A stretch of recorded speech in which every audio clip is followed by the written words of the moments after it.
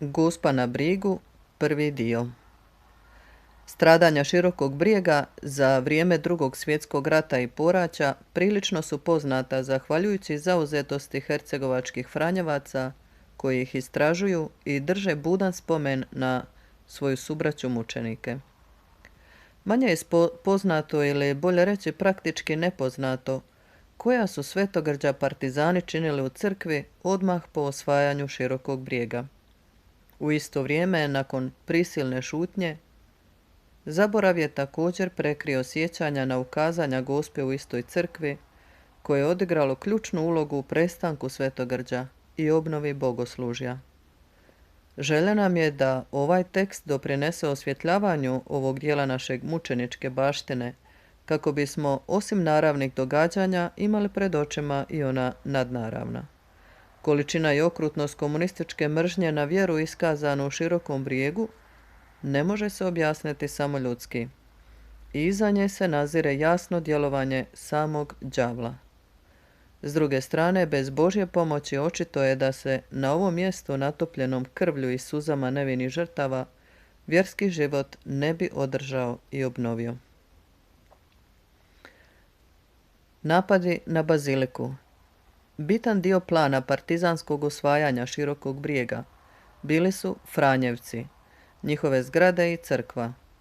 U brigadnoj odluci precizirano je da će artiljerija u početku napada tući samostan u Širokom Brijegu, a ostale ciljeve prema zahtjevu partizanske postrojbe. Iz navedene zapovjedi jasno je da je glavni cilj napada bio Franjevački samostan i njegove zgrade, a zadatak likvidacije samostana dobio je bataljun 11. brigade. Imajući u vidu da su težišne otporne točke bile Suškov i Burića Brig, onda je jasno da samostan i crkva nikako nisu mogli biti legitimni vojni ciljevi, nego je riječ o klasičnom političkom cilju. Potvrdu daje i partizan dr. Savin, zapovjednik jednog haubičkog bataljuna koji je bio smješten u Šarića Dubravi. Od položaja nismo ništa mogli vidjeti. Dobili smo krive elemente za gađanje. Pucali smo puno. Čudili smo se u što to pucamo toliko, a da se ne obara. Nismo znali točan cilj.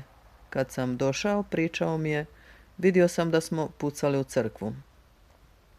Fra Mirko Ćosić je prema oštećenima nabrojao 304 topovska pogotka koji su oštetili pročelja crkve. Britanska zračna podrška partizanima i jedan od zrakoplova koji su dolazili iz Italije bili su s talijanskom posadom. Pogodio je i srušio južni toranj zvonika crkve ujutro 7.2.1945. Samostan je u 2 dana bio izravno pogođen 296 puta. Umjetnički vitraji na crkvi, postavljeni početkom 20. stoljeća, tom su prigodom također bili oštećeni. Po dolasku partizana sve franjevačke zgrade bile su opustošene. Bogata knjižnica i svi dokumenti spaljeni, a pljačkanje je trajalo sve do proljeća 1947. Samo je knjižnica brojila više od 80.000 naslova. Kulturocid se odvijao u 2 faze. Prva je bila odmah 1945. nakon pada Širokog Brijega, a druga početkom 1947. kada su spalili sve što je preostalo. Uništavanje je išlo dotle da su neprijatelji zaslijepljeni mržnjom otukli kameni natpis na samostanskim ulazom koji je bio spomen na utemeljenje 1846. godine. Godine 1953. čak preminuli komunistički funkcionari nisu mogli odoljeti da se vrijedne kamene ploče ne ugrade u privatne objekte, a tek nakon pada komunizma iste su vraćene natrag u 21. stoljeću. Zanimljivo je spomenuti i sudbinu velikog oltara od talijanskog kamenoklesara Didaka 1935. godine. On je bio naručen za crkvu u Zagrebu, ali su nakon prijetnje rezervacije izrađivača ipak odlučili oltar prebaciti u Široki Brijeg. Kada su Talijani pobjegli u Prvom svjetskom ratu, oltar je ostao nedovršen. Fra Didak je potom uspio uvjeriti kipara i klesara da se oltar prenese u Široki Brijeg. Nakon rata oltar je bio postavljen u baziliku, ali partizani nisu imali milosti ni prema njemu. Razbili su ga u sitne dijelove i time počinili novo svetogrđe. Svetogrđa. Partizani su odmah po dolasku pristupili pljački, što potvrđuju svjedoci. Vidio sam kamione koji su se vraćali u NOB, tovarili suhomesnate proizvode. Sve se to stavljalo u kola, kreveti, stolovi, sve je tako pljačkano. Crkvu su komunisti obeščastili i na svetinjama su se iživljavali. Nije nam od srca obeščastiti koliko izopačeni umom jer su Gospi lomili kipove i kidali ruke. To potvrđuje dolje na slici kip Gospe. Nisu se ni time zadovoljili, već su i samu crkvu prenamijenili u plesnu dvoranu. Evo što prenosi u svom dnevniku don Matušić, župnik puta izaslanika 26. lipnja 1945. Utri su došli s cijele Hercegovine. Prirađivale su se zabave i plesne večere u crkvi. Tada je bio komesar Tihomir Kraljević, koji je zaposio Tihovu sobu i samostan Široki Brijeg sa ukupno 53 svećenika i 30 bogoslova. Plesali su u crkvi i svirali harmoniku. 13 svećenika i bogoslova iz Širokog Brijega položili su svoje živote kao mučenici, a njihova krv bila je zalog budućnosti i vjernost Bogu. Fra Mirko Ćosić kaže: oni nisu ubijali radi obrane, već su krv prolili samo zato što su bili svećenici. Partizani su odmah po dolasku krenuli sa svojim svetogrđem. Nije bilo dosta da sruše kipove, nego su i crkvu obeščastili. Plesali su u njoj, svirali harmoniku. Pokazali su na taj način koliko im je vjera bila neprijatelj i kako je komunistička ideologija htjela zatrti svaki trag pobožnosti. Upravo su ustrajnošću i vjerom pastira te vjernog naroda obnovljene ruševine i vraćen život u crkvu na Širokom Brijegu. Unatoč svim partizanskim nastojanjima, crkva nije bila srušena i doživjela je svoju punu obnovu zahvaljujući pastirima koji nisu napustili svoj narod. Gospa na brigu, 1945. Drugi dio. MB, ravnatelj tvornice Divna u Trpnju na Pelješcu, povjerio je jednoj svojoj djelatnici da su oni i njegova dalmatinska brigada, kada su došli do Širokobriješke crkve, sa nakonom da je sruše, vidjeli iznad vrata crkve Gospu sa djetešcem Isusom u naručju i svu u svjetlu. I oni su se tada bez riječi vratili, odnosno bez ikakva dogovora, složno odustali od svog nauma. Majka Božja svojom je pojavom zaštitila svoje svetište od uništenja. Prvi susreti. O ovome se nije pričalo među partizanima kao ni o drugim neobjašnjivim fenomenima koje su doživjeli vjerojatno zbog srama i straha od negativnih posljedica. No zato puk nije šutio. Narod Širokog Brijega priča da su se nakon ulaska partizana u samostan događale čudne stvari. Naime, da su mnogi noću ili u zoru vidjeli kako oko crkve, samostana ili perivojem Širokoga Brijega hodi žena u bjelini. Partizani su u crkvi pravili pijanke i druge razvratnosti, pili su iz crkvenog posuđa i igrali svoje kolo. Ova ukazanja nisu ni ispred ni u crkvi, nego u njezinoj okolini i vezuju se za mjesta stradanja Franjevaca. Gospa je tada odala priznanje mučenicima, tješila preživjele i pozivala zločince na obraćenje.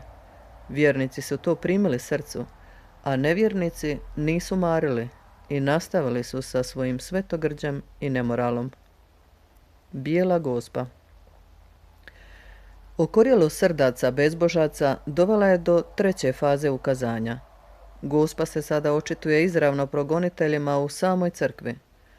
Fra Mario Karamatić u pismu svom subratu navodi: kad su partizani došli prvi put u Širokobriješku crkvu, ukazalo se svjetlo na glavnom oltaru, a onda na sporednim. Zatim od velikog oltara pošla žena u bijelom odijelu prema partizanima. Svi su od straha popadali na zemlju. Dvojica su poludjeli.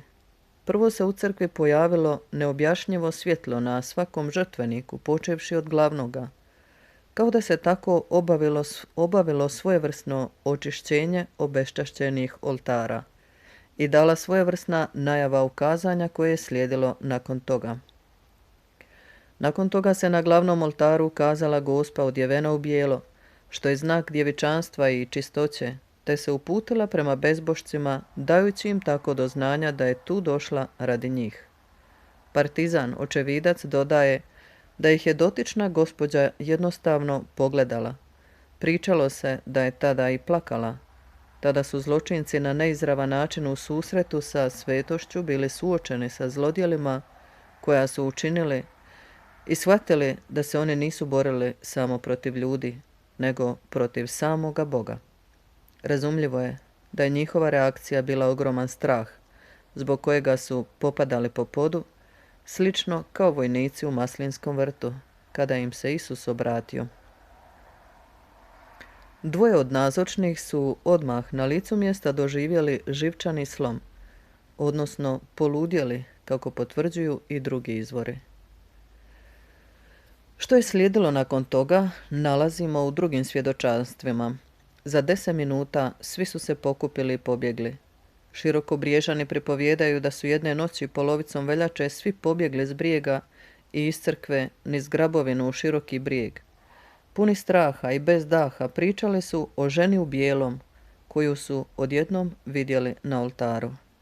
Ukazanja se dakle zbilo po noći kada su se partizani zabavljali u crkvi. Don G. Masucci, zaslanik Svete stolice za vrijeme nezavisne države Hrvatske, bilježi 26. lipnja 1945. Jednoga dana, za vrijeme plesa, opažen je ogroman vatreni stup, što se dizao u visinu, dok se na oltaru pojavila najkrasnija gospođa obučena u bijelo, gledajući žalosno. Dva plesača su poludila od straha. Marijan Mikac, hrvatski književnik i filmski djelatnik, 1954. o tome je napisao i novelu Bijela Gospa, gdje donosi iste podatke koje je najvjerojatnije preuzeo od Masuccija. Ove podatke potvrđuje i proširuje fra Dominik Mandić, koji u pismu Mikaču 28. srpnja 1954. navodi da su partizani u strahovitoj panici bježali iz crkve ne radi požara, nego radi Gospina viđenja, kako su partizani to i pričali kasnije. Te su tada dva pa i više njih poludili od straha. Narod je pričao da je jedan od sudionika tada umro. Bezbožci ovo nadnaravno iskustvo koje su doživjeli nisu mogli pomiriti sa svojom nevjerom. Dogodilo im se slično kao babilonskom kralju Baltazaru, dok je na razuzdanoj gozbi objesno pio iz posuđa otetoga iz Jeruzalemskog hrama, želeći se tako narugati Jahve. Daniel 5:1-4.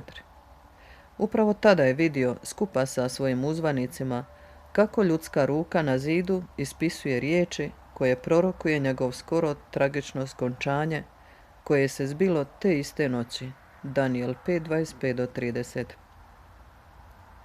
Moćni i bahati kralj, koji se usudio izazvati Boga, tada se ispunio strahom do te mjere da problijedi.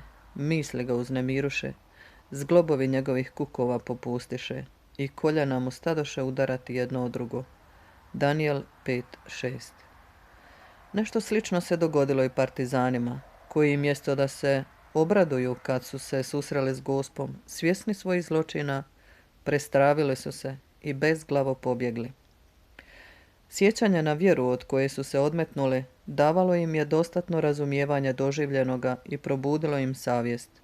Neki od njih su toliko bili potreseni da su poludjeli. Nisu se mogli nositi sa svojom krivicom jer nisu imali dovoljno poniznosti da se raskajana srca uteknu Božje milosrđu. Nakon toga partizanima nije više padalo na pamet da dalje obeščastuju baziliku. Sve se to događalo u danima neposredno nakon pada Širokog brijega, odmah nakon počinjenih zločina. Ukazanje progoniteljima u crkvi in flagranti bio je vrhunac nadnaravnih događanja u koja su neizravno bili uključeni mještani.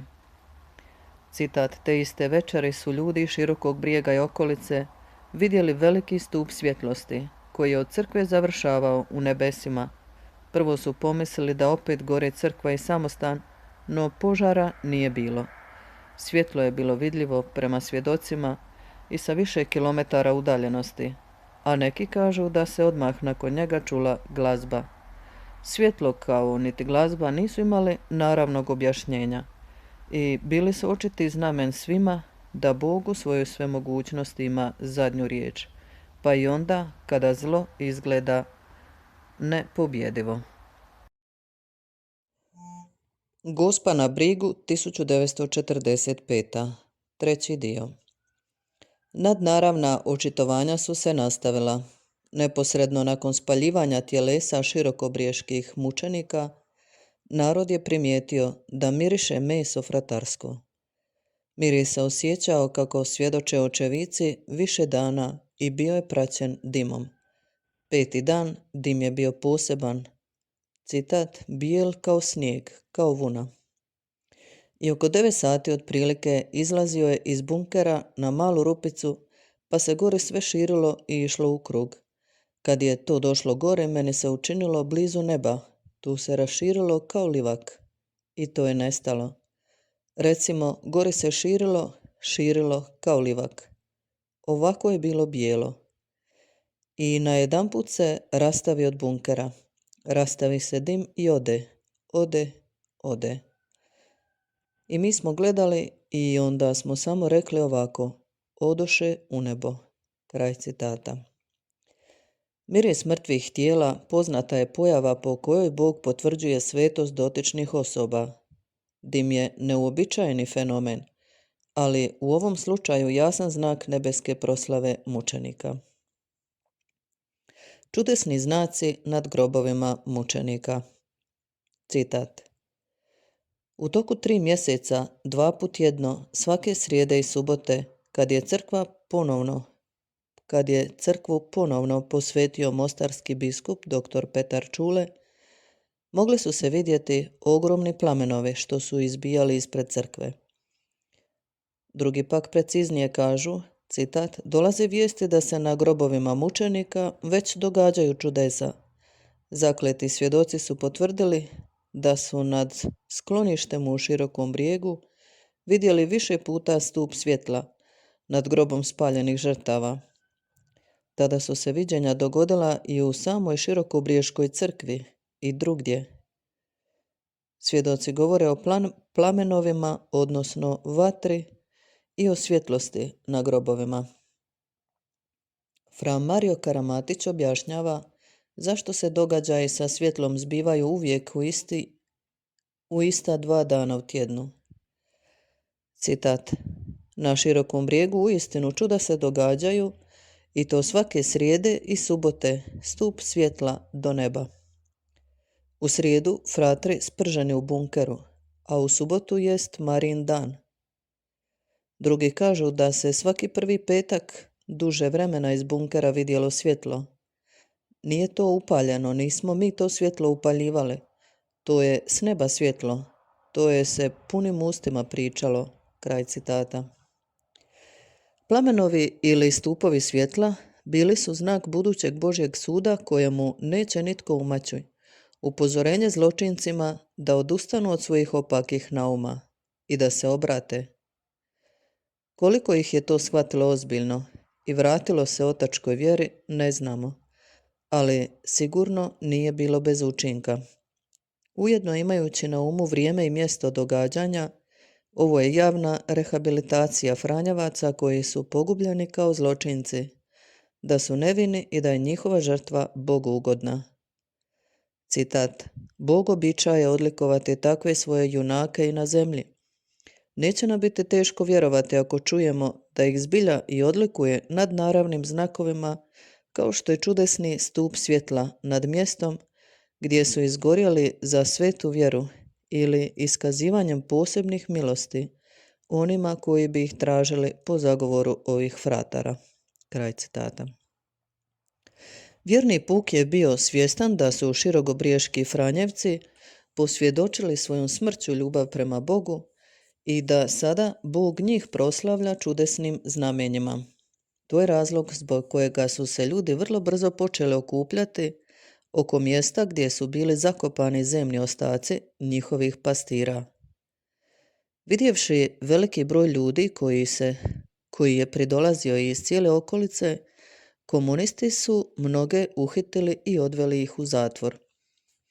Jedan dobronamjerni partizan je tada dao narodu savjet. Sada samo vi recite da niste, da ne znate i gotovo, jer što se bude više govorilo, oni će više ubiti. Ljudi su to prihvatili i tako spašavali živote. No, nastavili su se sve usrdnije utjecati njihovu zagovoru i bivali su uslišani. Vicepostulatura postupka mučeništva sluga Božijeg Fra Andrije Topića i 49 braće čuva svjedočanstvo o duhovnim zvanjima, ozdravljenjima, riješenim bračnim problemima, osnaženju u životnim protivštinama, mir i olakšanje. Primjerice, Talijan Federico Turlini doživio je braćenje i postao praktični katolik, kad je njegova majka drugi put molila devetnicu širokobriješkim mučenicima. Ima i zabilježenih slučajeva dodatnih nadnaravnih događaja. Časne sestre u Mostaru doživjele su da im se fra Leo Petrović nakon svoje mučeničke smrti ukazao i zahvalio riječima: "Sirotište nas je spasilo." Dotična kuća je djelovala prethodno kao sirotište, a on ga je duhovno pomagao. Michael Leitner i Rock Wendel su prilikom posjeta radnom skloništu u Širokom Brijegu imali viđenje sebe kao franjevaca koji bivaju ubijeni, odvučeni u špilju i zapaljeni. Poslije su obojica postali svećenici. Učinci. Nakon pada Širokog Brijega, nadnaravni fenomeni u svetištu su prestali kada je biskup Čule ponovno posvetio crkvu. Od tada se u Gospinoj bazilici ponovno počela služiti sveta misa. Ne znamo sa sigurnošću, ali možemo pretpostaviti da su komunističke vlasti dozvolile da se u crkvi može ponovo držati bogoslužje i pod utjecajem izvanrednih događaja kojima su svjedočili.